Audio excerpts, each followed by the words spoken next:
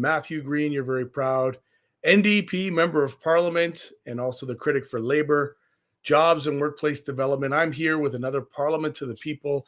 It is a rainy Thursday morning, and we are early morning in the campaign office getting ready for what is likely going to be a snap election called on Sunday, with the dates proposed to be April 28th. So we are quite literally days away from our federal election. Of course, here in Hamilton Center, we are all systems go at the campaign office, training people up, identifying and engaging and enrolling supporters, bringing supporters into the campaign to become volunteers. That is essentially the gist of elections. All elections are local. All elections happen within communities, but of course are dominated by oftentimes the personalities of leaders and the issues of the day. I think a lot about, what it was like being in history class and having heard the lesson of like, do the times make the person, or does the person make the times? And we're here. We're in some very strange times, and I think this is going to be very revealing for how we handle it. We're going to continue to do the work as New Democrats. No election should be a coronation. No election should be a capitulation one way or the other. We're going to fight for every vote. We're going to earn people's trusts on the doors and on the phones that we have here digitally as we do Parliament to the People and reach out to folks. That's the work that needs to happen. This is where we get to engage with people on the critical issues that matter around election time. Certainly, we've been doing that throughout the community for the past 6 years. For myself, as a former city councilor for the better part of a decade, and we are at an extreme right now. When I started this work back in 2010, working in the community, grassroots, the issues then between 2010 and 2014 were all about affordability and housing. Although at that time, Hamilton was presented as this bastion of affordability, a place that people can come to stretch their dollars a little bit more, whether it's housing costs or the cost of living. That is completely evaporated now. That is completely evaporated. That is certainly not the case. Hamilton has lost a lot of its affordability in all sense of the term, while simultaneously the job market has remained abysmal, wages stay stagnated, and we're having a time right now with what is to come from the South under Donald Trump, the tariffs and the economic uncertainty and the very likely recession that if we're not already in, we are very closely headed that way. So the question becomes, how are we going to deal with these critical issues in the economy and in our communities in a way that maintains, I believe, our aspirational values of taking care of one another, of ensuring that we have social safety nets that support people when they find themselves down on tough times. Today, we're seeing a lot of kind of a resurgence of nationalism and patriotism, kind of a coming together in response to Donald Trump, which I think is good. But I would say nationalism without a kind of commitment to justice is a problem. We do need to have a system in Canada that distributes the opportunities, the wealth, and the prosperity in ways that support everybody and not just the 87 families who have more wealth than the bottom half of the country combined. So right here in Hamilton, obviously the Trump tariffs are going to have a huge impact on steel, on jobs.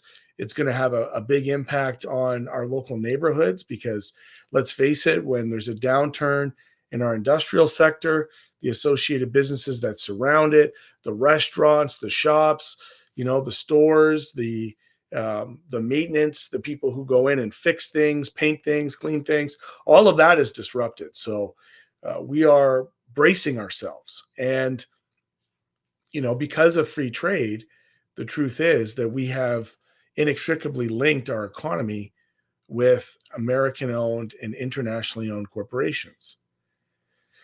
Why is that a problem? Well, because when you have economic downturns, and we run a branch plant industrial model here in Canada, it is much more likely to be the case that that companies decide the cost of production here is too high, And so they shipped their business down south. We've watched that happen in the first go around of NAFTA. We used to have all types of manufacturing down here.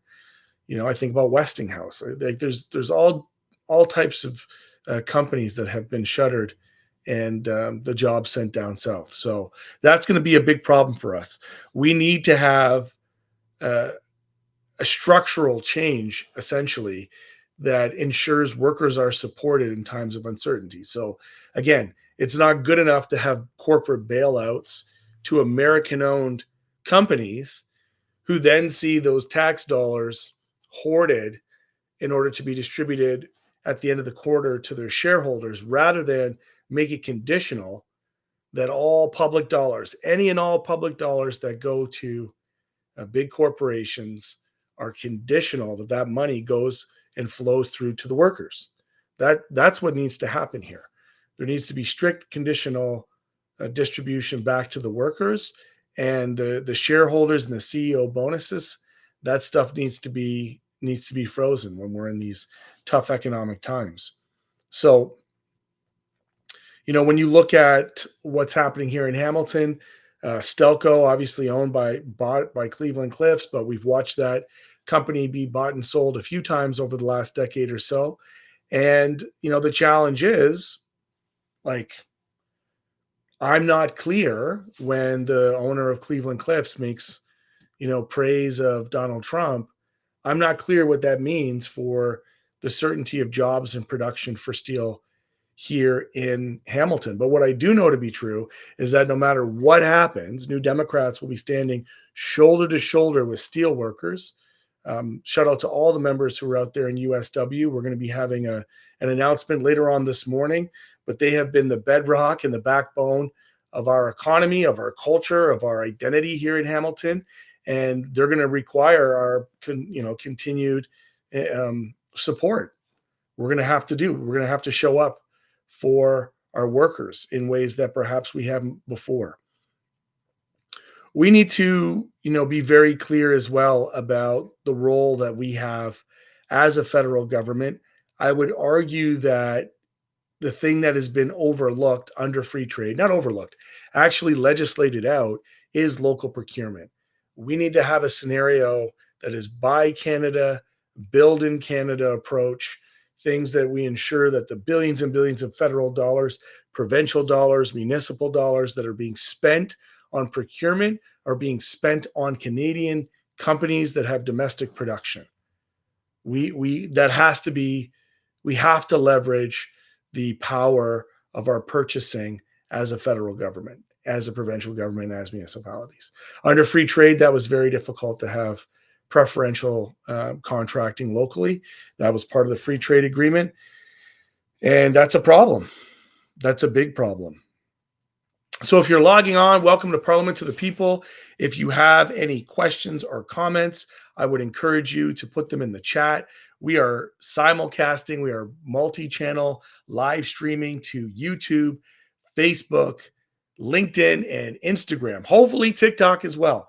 I'm unsure about how integrated the comment sections go, but if you're online and you want to comment about something, feel free to do that. Feel free to let us know, and we will get the chat going. It's an opportunity for me to hear directly from you, kind of who you are, where you're from, and what you're all about.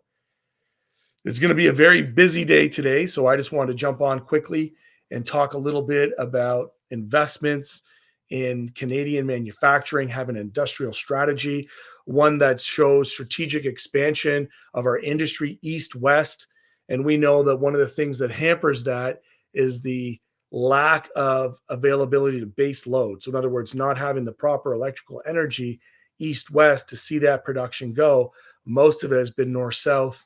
And I think that that's a big opportunity. So we're talking about a national energy grid from east to west that allows interprovincial growth in our manufacturing and our industrial base. This is going to be, very important. Obviously, we have to find a way in Canada to diversify our domestic trading, but also, to have our new international trading alliances rather than relying on the United States. I think no matter what happens with the Trump tariffs whether they're fully carried through or not. The almost 200-year history of trade is over in terms of what has been expected and what has been built, particularly over the last 40 to 50 years. I don't see us going back to a normalcy, knowing that at any time the United States can pull the rug right from under us and leave us scrambling in this precarious situation. So if you're online and you have something that you want to say, feel free to put that in the chat. Welcome. We have some people that are logging in, lots of folks. Yes, I want to know why the NDP supported the Liberal budget that shivved disabled people regarding the Canada Disability Benefit. That's an important question, Lenita. Obviously, it's not that we didn't support the Canada Disability Benefit. It was about whether or not we felt at that time bringing the government down would further hurt, people who are living in precarity, including those living with disabilities. In retrospect, perhaps we should have. Perhaps we should have brought the government down. But in the minority, we were doing what we thought we could to protect against the rise of the far right. Obviously, at that time, we would have been looking at a conservative supermajority. And I think those that are, paying attention would know that those that are paying attention would know. I'm going to put these chats up there so everybody can see them. Would know that a conservative supermajority at that moment would be absolutely disastrous. Good morning to you again, Jay. Good to see you here. Why is HBC not being seized in a citizen to figure out how to use those assets? That's a big question. Why aren't they being seized? I don't think you're ever going to find a Liberal government who are going to seize corporate assets and use it for reconciliation and nationalizing a Canadian store-owned brand. Yeah, I'll be honest with you. I don't think like consumer retail, in my estimation, at least in the way in which I do my economic theory on democratic socialism, I don't think retail capitalism or retail nationalization or state capitalism of a commercial brand is the emphasis that I want to put on when I'm talking about nationalization. I believe nationalization should be explored through crown corporations on all the necessities of life, housing, transport, food, energy. Those are the things. Lenita replies, disability isn't a side guest. It's a condition. Yeah, I don't think I believed anybody said it was a side guest, Lenita. I think what I said was that on that particular file, there was no chance the Liberals were going to put that in the budget. It wasn't going to pass. And had we brought down that government in that moment, then any gains, any supports would have been at the whim or been targeted by a conservative supermajority. So we might disagree on whether or not that was the right thing to do in terms of, playing Russian roulette with a Poilievre supermajority and the impacts that would have on people who are living in precarity, including, folks that are just struggling to get by on disability. So I do appreciate, it's definitely not a side issue. We have somebody tuning in from LinkedIn. This is new for me. I'm not normally streaming or even really creating content on LinkedIn, but it's our commitment through Parliament to the People to meet people where they're at, anywhere they are. So that's what we're doing.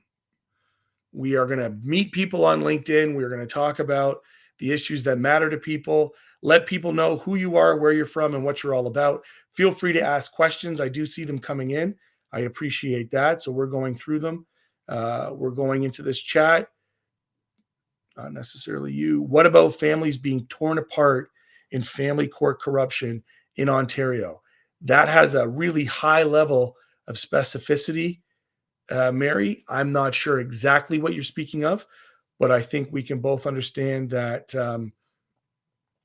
the family court process really, look, I'm not an expert. I'm not a lawyer. This is only my personal opinion. So please take it for that. But what I have witnessed through people that I know that have gone through family court, it seems to me that the only people who seem to benefit from family court are the lawyers. Are the lawyers.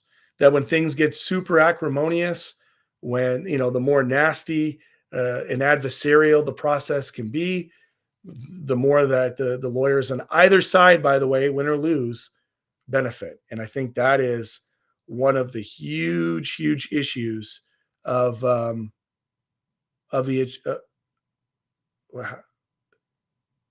oh, sorry. I'm trying to read the chat and simultaneously answer questions. Yes, Lunita, I know that you are one of my constituents. I'm trying my best to follow the chat.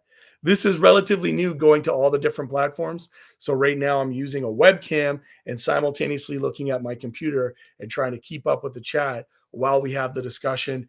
And this is new. There are streamers who do this very well. It tends to be on one platform where it all comes in, and I'm still learning. So my apologies if this is a bit disjointed, but I'm trying to respond to comments as they come up. So Mary agrees the children suffer. I agree. Yeah, I absolutely agree. In family court situations, um, children do suffer. That is absolutely the truth. So there are some people still chatting about nationalization. I appreciate that. If you're new to this, Parliament to the People, feel free to add yourself to the chat. Let people know who you are, where you're from, and what you're all about. The purpose of Parliament of the People is to connect people to the process of government, to have frank discussions, no spin, no filters. This is just you and me having a discussion online. I'm going to do my best to get to all of the chat as best as I can to answer questions that people might have.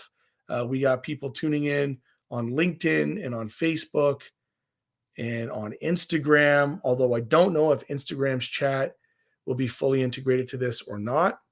And in theory, is on TikTok as well. Shout out to you on TikTok. We are meeting people where they're at with Parliament to the People. So, where we were talking in the beginning a little bit about the Trump tariffs and what that means. We were talking about nationalization. I do think that there are arguments to be made that the shift away from the Canadian industrial base as being a branch plant for multinationals, particularly American multinationals, is a very important topic for us to cover. I myself have a preference for an economy that is a cooperative economy. And in particular, what I mean by that are worker owned cooperatives. Worker owned cooperatives are where workers actually own the shares and the democratic decision making of the businesses that they're in, including factories and the like. And so rather than have nationalization of, say, Stelco when it went bankrupt, what I proposed at the time was to create it as a worker owned co op to allow the workers to continue to make it a going concern and to, you know, uh, to make it viable, for the workers who build the wealth rather than this absurd notion that shareholders demand infinite growth year after year, quarter after quarter, on the backs of workers' wages, benefits, and the prosperity for those who create the wealth. So that's the idea of what a um, cooperative economy looks like. It is one in which those who create the wealth keep the wealth. Those who build the products, manufacture the products, have a greater say in the future direction of the factories and the companies in which they work. Why is that important? Because precarity. That's why. Because when Donald Trump wakes up and decides to start a trade war, that shouldn't impact thousands, tens of thousands of jobs, lives right here in the area, hundreds of thousands nationally on the whim of an autocrat, a demagogue, a fascist. That's wild to me that we have basically succumbed to that. So that's where we are at.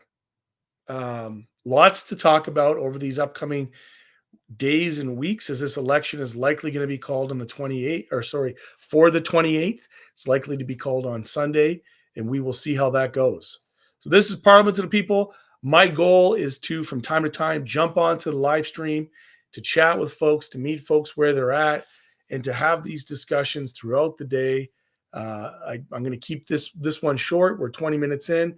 I'm going to wrap it up. I'm going to start making some emails and making some phone calls, getting ready for this election. If you do have time and you are interested in helping us build our movement, feel free to do that, not just to donate, but also to volunteer. We need volunteers in our program, in our campaign, right here in Hamilton Center. This is how it works. We are trying to ensure working class values continue to be well represented in Ottawa. In the meantime, if you're at home, have those discussions, talk to your neighbors, talk to your friends and family, find out what their issues are. So the next time we log on here on Parliament to the People, you get a chance to let us know what people in your neighborhood are saying. In the meantime, I appreciate you all for tuning in. Peace, and I'll